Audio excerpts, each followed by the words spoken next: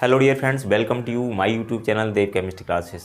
आज हम फर्स्ट की क्लास के लिए एक वीडियो लेकर आए हैं छोटा सा, जिसमें हम बात करेंगे सेकंड चैप्टर की और एटॉमिक स्ट्रक्चर। इसका नाम है परमाणु संरचना। उसमें हम बात करेंगे परमाणु क्रमांक क्या होता है, परमाणु भार क्या होता है, एटॉमिक नंबर, एटॉमिक मास, इसके बाद आइसोटोप्स क्या होते हैं, आइसोबार्स क्या होते हैं, समस्थानिक और संबारिक।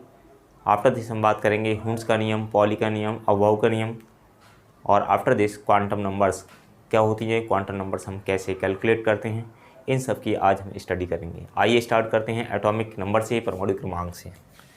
तो परमाणु क्रमांक,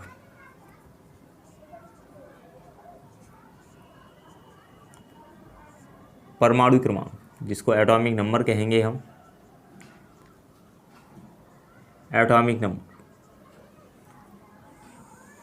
परमाणु क्रमांक क्या होता है, इससे पहले भी हम परमाणु क्रमांक से पहले हम बात करेंगे परमाणु क्या होता है और अणु क्या होता है। परमाणु मतलब एटम। परमाणु के लिए हम ये भी कह सकते हैं कि ये इलेक्ट्रॉन, प्रोटॉन, न्यूट्रॉन से मिलकर बना होता है। क्या कह सकते हैं, electron plus proton plus neutron, इन तीनों का सम्मिलित रूप कह सकते हैं परमाणु को। और दूसरी डेफिनेशन में हम ये कह सकते हैं किसी तत्व का वह छोटे से छोटा भाग या किसी पदार्थ का वह छोटे से छोटा भाग जो स्वतंत्र अवस्था में नहीं रह सकता है और रासायनिक अभिक्रिया में भाग लेता है, वो क्या कहलाता है, परमाणु कहलाता है। जो स्वतंत्र अवस्था में नहीं रह सकता है, फ्रीडम स्टेट में नहीं रहता है, स्वतंत्र अवस्था में नहीं रह सकता है, अवस्था में नहीं रह सकता है, क्या कहलाता है, परमाणु कहलाता है। एग्जाम्पल्स की बात करेंगे हम, हाइड्रोजन है, नाइट्रोजन है, ऑक्सीजन है, फ्लोरीन है, बहुत सारे ऐसे एग्जाम्पल्स हैं जिसकी बात करेंगे। तो इसके बाद हम बात करेंगे अणु। अणु क्या है, मॉलिक्यूल। मॉलिक्यूल क्या है, अणु क्या है कि दो या दो से अधिक एटम या परमाणु आपस में मिलकर के अणु का फॉर्मेशन करते हैं। या हम कह सकते हैं किसी पदार्थ के वह छोटे से छोटा भाग जो स्वतंत्र अवस्था में रह सकता है और रासायनिक अभिक्रिया में भाग ले भी सकता है और नहीं भी ले सकता है, क्या कहलाता है, अणु कहलाता है।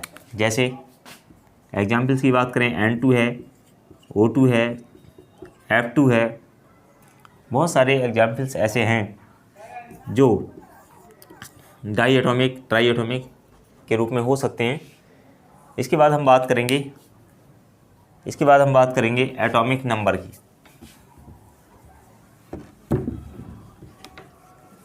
एटॉमिक नंबर डियर स्टूडेंट्स क्या होता है, इसको हम जेड से रिप्रेजेंट करते हैं, जेड से रिप्रेजेंट करते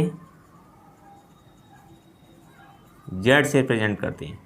हम ये कह सकते हैं किसी एटम के न्यूक्लियस में या किसी परमाणु के नाभिक में उपस्थित प्रोटॉनों की संख्या या इलेक्ट्रॉनों की संख्या को हम उसका क्या कहते हैं, एटॉमिक नंबर या परमाणु क्रमांक कहते हैं।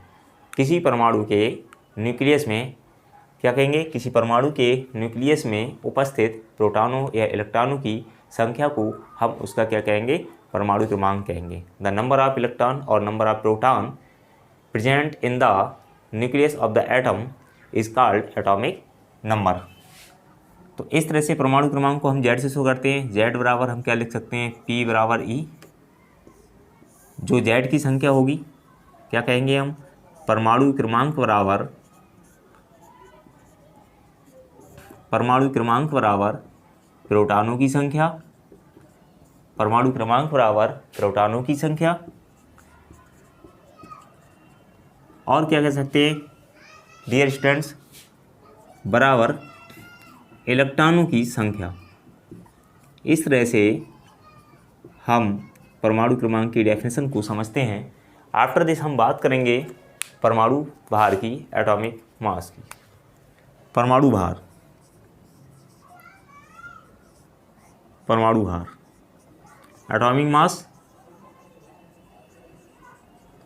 एटॉमिक मास की बात करेंगे।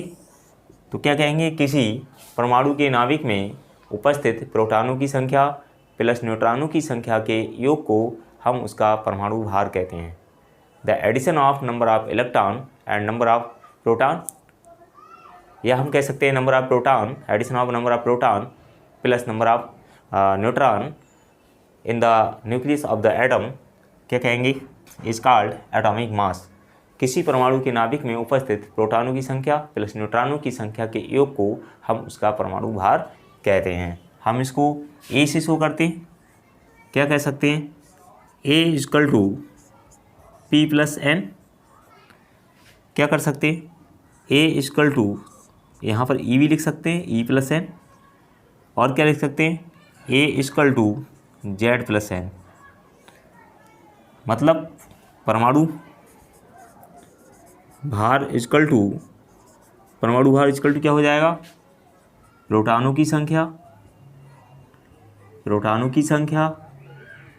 प्लस न्यूट्रॉनों की संख्या। इस तरह से क्या हो जाएगा, इलेक्ट्रॉनों की संख्या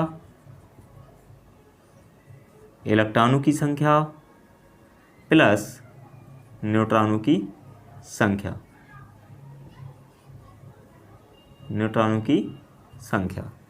या क्या हो सकता है, परमाणु क्रमांक प्लस न्यूट्रॉनों की संख्या। क्यों? क्योंकि जो इलेक्ट्रॉनों की संख्या होती है वही प्रोटॉनों की संख्या होती है, और जो प्रोटॉनों की संख्या होती है वही परमाणु क्रमांक होता है। तो हम P की जगह क्या लिख सकते हैं, P की जगह E भी लिख सकते हैं, E की जगह हम P भी लिख सकते हैं, Z भी लिख सकते हैं। तो हम कह सकते हैं the addition of number of neutron and number of protons in the nucleus of the atom is called atomic mass. तो हम इस तरह से हम परमाणु क्रमांक और परमाणु भार की डेफिनेशन को समझते हैं। आफ्टर दिस हम डियर स्टूडेंट्स बात करेंगे आइसोटॉप्स, परमाणु समस्थानिक एंड आइसोबार्स समभारिक की। देखते हैं आइसोटॉप्स और समभारिक और समस्थानिक क्या होते हैं। तो सबसे पहले हम बात करेंगे आइसोटॉप्स की, समस्थानिक की।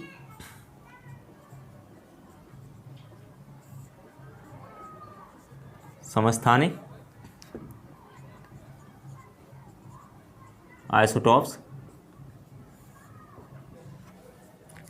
आइसोटॉप्स क्या होते हैं, एक ही तत्व के ऐसे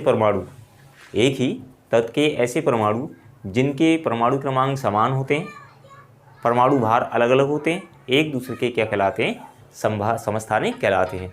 डियर स्टूडेंट्स, एक दूसरे के क्या कहलाते हैं, समस्थानिक कहलाते हैं।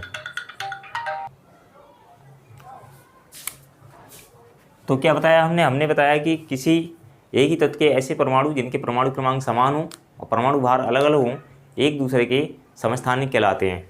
अगर इंग्लिश में बात करें हम, तो हम क्या कहेंगे, सेम एलिमेंट हो, सेम एटॉमिक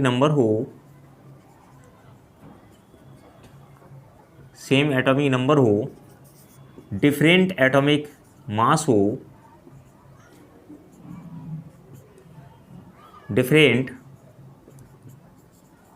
मास हो, तो हम क्या कहते हैं, ऐसी स्पीशीज़ को आइसोटॉप्स कहते हैं।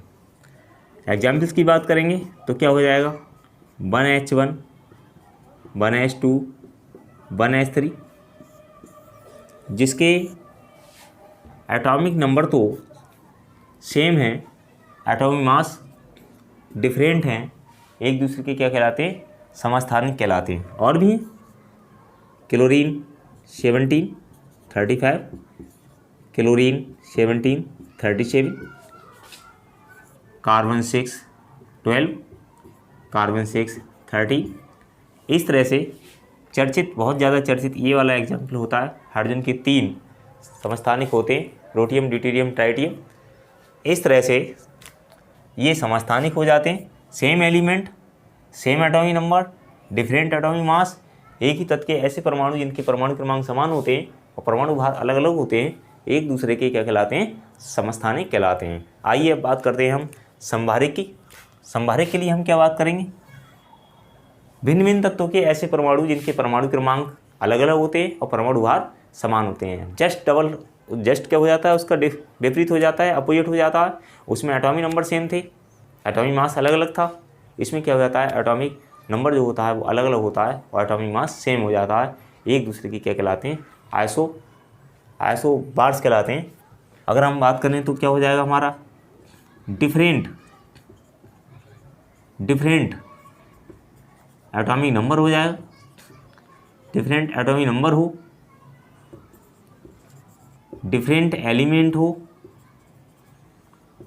डिफरेंट एलिमेंट हो, सेम एटॉमिक मास हो, तब ऐसी स्पीच को हम क्या कहेंगे, आइसोबार्स कहेंगे, संभारिक कहेंगे। हम कह सकते हैं, एक बार फिर से डेफिनेशन को सुन सकते हैं कि भिन्न भिन्न तत्वों के ऐसे परमाणु जिनके परमाणु भार समान हों और परमाणु क्रमांक अलग अलग हों, तो हम ऐसे स्पीच को क्या कहते हैं, आइसोबार्स या संभारिक कहते हैं। इस तरह से हमने देखा समस्थानिक और संभारिक क्या होते हैं। तो इस वीडियो को मैं यहीं पे ब्रेक करता हूँ और इस आगे हम नेक्स्ट वीडियो में अबाव का नियम, हुंड का नियम, पॉली का नियम, क्वांटम नंबर्स लेकर आएंगे। तब तक के लिए थैंक यू, धन्यवाद।